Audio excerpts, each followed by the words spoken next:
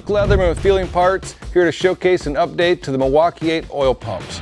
Due to the mass call volumes and inquiries we've received about the back cover O-ring seal groove, we've added it. Although Feuling's in-house testing has shown no benefit on healthy engines. That being said, I do believe that there can be a benefit in certain circumstances, like engines that have higher cylinder leak down. Maybe they have a little bit more leak down through the valves. Maybe we have looser lifter to lifter bore clearances, poor sub-seal O-ring seal. That's one of the most crucial and critical areas of the oiling system, is to make sure that we have the back of the oil pump, we call it the sub-seal, plugged into the scavenge port hole. That seal is critical and crucial. Another area of the Milwaukee engines that can be problematic is where the machining of the sump plug is. Maybe it's a little bit higher than another case, and or the sump plug is threaded in a little bit higher, which plays havoc with the pickup port. Part of the ongoing development here at Feuling is listening to you.